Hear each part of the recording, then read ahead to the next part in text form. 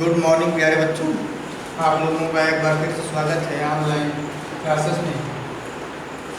आज हम लोग क्लास 12 चैप्टर वैद्युत फ्लक्स तथा गॉस प्रमेय भाग 4 के अंतर्गत सतत आवेश वितरण के बारे में पढ़ेंगे। Continuous of charge distribution. Continuous of charge distribution का क्या मीनिंग है? इसका मतलब यह है बच्चों कि आवेशों का जो वितरण है वह किसी चालक पर, किसी कंडक्टर पर एक समान रूप से वितरित हो। इसी को हम लोग सतत आवेश वितरण के रूप में जानते हैं। आवेश का जो वितरण है वह किसी चालक पर एक समान रूप से उस पर वितरित हो, डिस्ट्रीब्यूट हो। इसी को हम लोग सतत आवेश वितरण कहेंगे। तो चालक को अगर देखा जाए डायमेंशन के हिसाब से तो वह 3 प्रकार का हो सकता है। एक बीमी रूप में भी हो सकता है, जैसे कोई सीधा चालक तार है। वह द्विबीमी भी हो सकता है, जैसे कोई धातु का पृष्ठ है। वह आयतनिक रूप में भी हो सकता है, जैसे कोई अचालक ठोस गोला हो। तो बीमाओं के अनुसार जो आवेशों का वितरण होता है वह 3 प्रकार का होता है।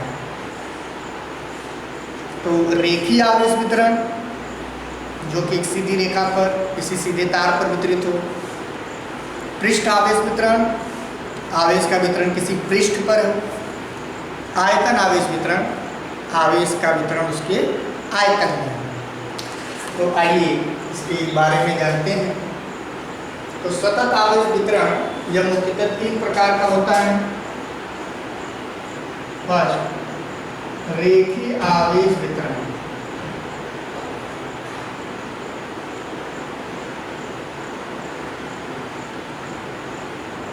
Linear charge distribution. रेखीय आवेश वितरण, आवेश का वितरण किसी चालक तार पर एक समान रूप से होगा, एक बीमी रूप में। तो कोई तार हो गया, इस पर आवेशों का वितरण है एक समान रूप से। इस तार पर जो वितरण है आवेश का, उसे हम रेखीय आवेश वितरण के रूप में जानेंगे।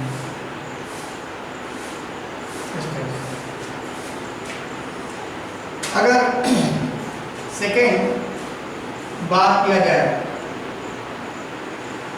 पृष्ठ आवेश वितरण,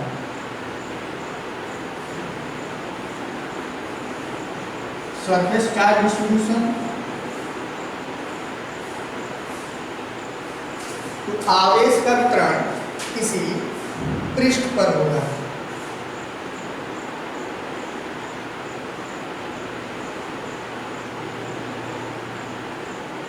एक समान रूप से, इसे हम पृष्ठ आवेश वितरण के रूप में जानते हैं।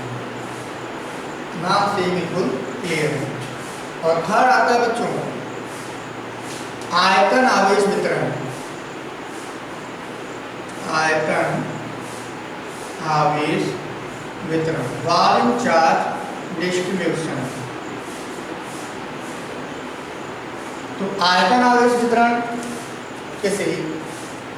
अचालक ठोस गोले को यदि हम आवेशित करें तो आवेश उसके पूरे आयतन में वितरित हो जाएगा। इसे हम आयतन आवेश वितरण के रूप में जानते हैं। तो बिल्कुल कंफर्म है, नाम से हमें बस याद रखना है कि रेखीय आवेश वितरण होगा तो किसी सीधे तार पर वितरित होगा आवेश, उसे हम रेखीय आवेश वितरण कहेंगे। किसी पृष्ठ पर यदि आवेश वितरित हो तो उसे हम पृष्ठ आवेश वितरण कहेंगे। और यदि आवेश किसी आयतन में, किसी वस्तु के आयतन में वितरित हो तो उसे हम आयतन आवेश वितरण कहेंगे। तो इसमें जो हमें इम्पॉर्टेंट टॉपिक जो हमारे एग्जाम में आता है, जिसका हम बार बार इस्तेमाल करते हैं, उसको पढ़ना है। ये तो वैसे बेसिक कॉन्सेप्ट आपको जानना है इसे भी। तो इसी के आधार पर हम लोग रेखीय आवेश घनत्व, पृष्ठ आवेश घनत्व और आयतन आवेश घनत्व के बारे में जानेंगे। तो रेखीय आवेश घनत्व क्या है? तो रेखीय आवेश वितरण से हमें समझ में आएगा।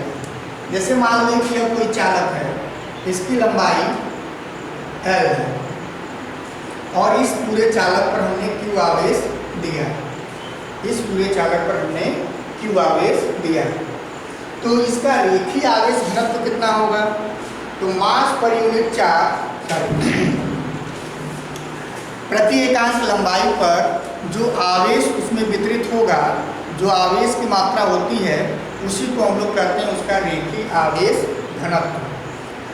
चार्ज और यूनिट लेंथ, किसी चालक के प्रति एकांक लंबाई पर जो आवेश की मात्रा वितरित होती है, उसी को हम लोग कहते हैं उसका रेखीय आवेश घनत्व। तो मेन टॉपिक जो हमें पढ़ना है आगे, उसमें किसी तरह से इसको आप नोट कर लेंगे। तो आते हैं बच्चों अपने मेन टॉपिक पर, जो कि एग्जाम में और डेरिवेशन में अधिकांश हम लोग इस्तेमाल करते हैं, उसके बारे में लिखते हैं। तो पहला था रेखीय आवेश वितरण की नीति के आधार पर हम लोग लिखेंगे रेखीय आवेश घनत्व, लीनियर चार्ज डेंसिटी। इसको हम लोग लिखते हैं बच्चों लैम्डा से। इसे लिखते हैं लैम्डा से। तो किसी चालक, यह लंबाई का कोई चालक है, उसको हमने Q आवेश से आवेशित किया है। इसकी लंबाई बराबर कितनी है? L। इसको हमने आवेश कितना दिया? Q दिया। तो किसी चालक के प्रति एकांक लंबाई पर वितरित आवेश को उस चालक का रेखीय आवेश घनत्व करते हैं। तो यहाँ पर हम डिफाइन कर सकते हैं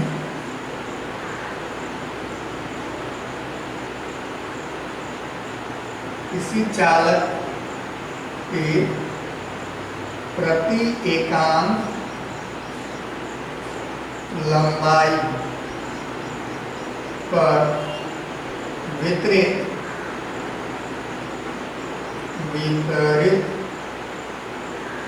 आवेश को रेखीय आवेश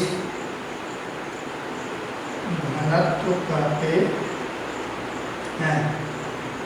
इसे लैम्डा से डिनोट करते हैं। तो रेखीय आवेश घनत्व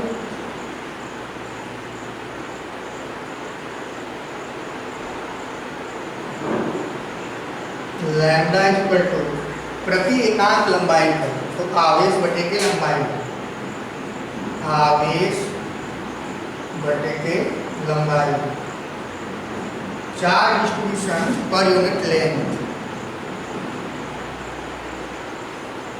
लैम्डा बराबर हो जाएगा Q/L, Q/L।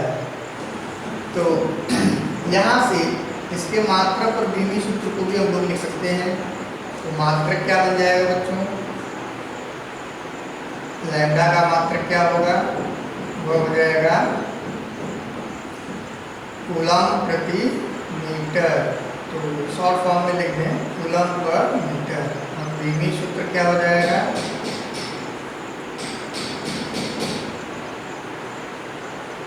कूलम के लिए हमने बताया था ईटी लिखेंगे और मीटर के लिए L हो जाएगा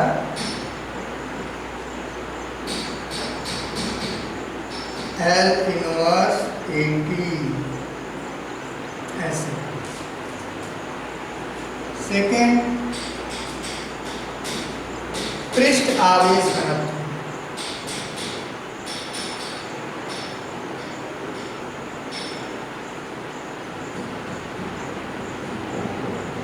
सरफेस चार्ज डेंसिटी, इसे हम सिग्मा से नोट करते हैं। तो किसी पृष्ठ पर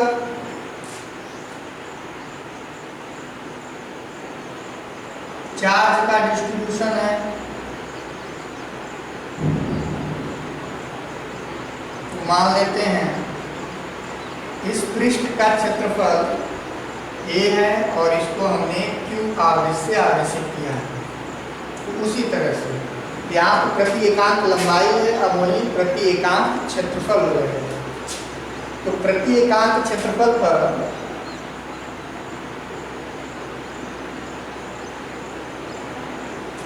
क्षेत्रफल ब्रैकेट में पृष्ठ पृष्ठ क्षेत्रफल को ही डिनोट करेगा। वितरित आवेश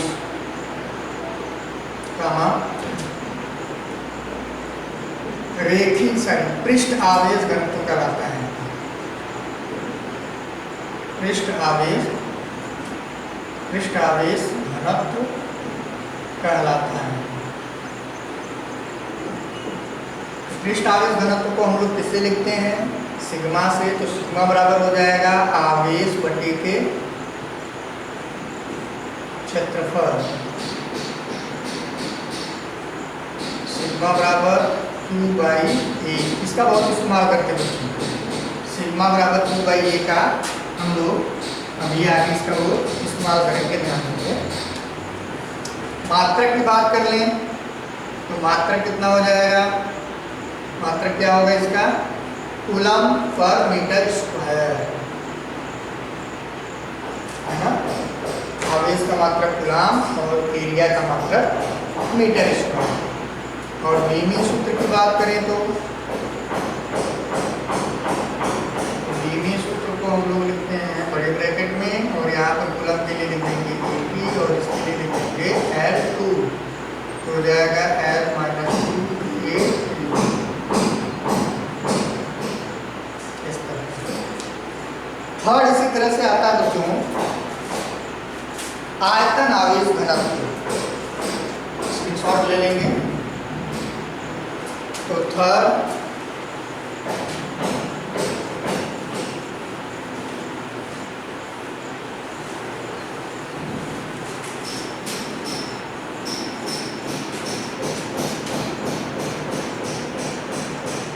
आयतन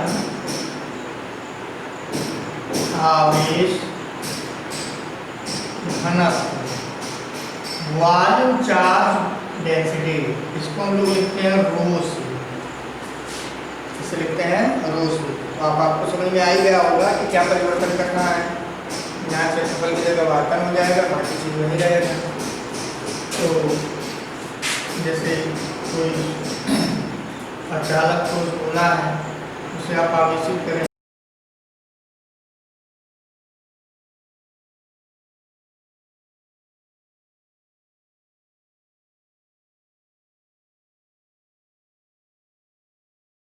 तो उसकी संपूर्ण आयतन में आवेश का क्या हो जाएगा?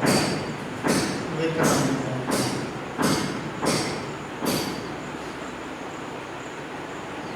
तो मान लेते हैं इसका वॉल्यूम V है और इसको हमने Q आवेश से आवेशित किया है। तो प्रति एकांक आयतन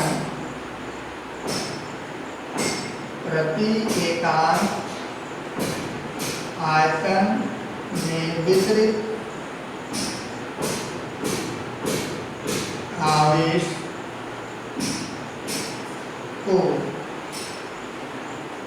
प्रति एकांक आयतन में वितरित आवेश को आयतन आवेश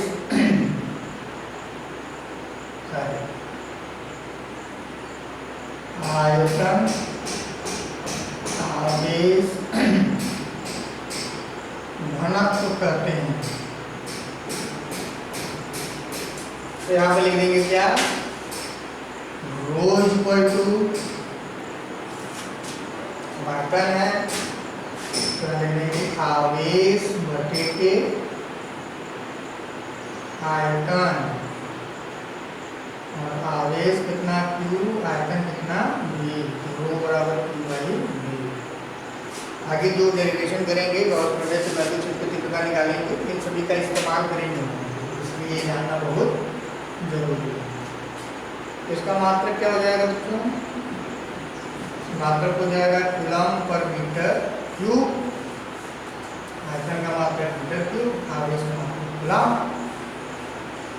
और बीमी सूत्र क्या हो जाएगा? बीमी सूत्र बन जाएगा आपका AP और L3। ये हो जाएगा L माइनस 3AP। तो इस तरह से सतत आवेश वितरण के अंतर्गत रेखीय आवेश वितरण, पृष्ठ आवेश वितरण और आयतन आवेश वितरण, और रेखीय आवेश वितरण के अनुसार हम लोग रेखीय पृष्ठीय आवेश घनत्व, पृष्ठ आवेश वितरण के अनुसार हमने पृष्ठ आवेश घनत्व और आयतन आवेश वितरण के अनुसार हमने आयतन आवेश घनत्व को बदलाया। तो इसके लिए फार्मूले आपको याद रखना है और इसको कैसे डिफाइन करेंगे, सब भाषाएं लिखी गई हैं और सूत्र है मात्रक बिंदु सूत्र या वेग। तो बहुत सिंपल सा कॉन्सेप्ट था, इसमें कोई डाउट नहीं होनी चाहिए। अगर कोई डाउट हो तो आप ज़रूर हमसे कमेंट के माध्यम से पूछेंगे। मिलते हैं बच्चों अगले वीडियो लेक्चर में, तब तक के लिए धन्यवाद।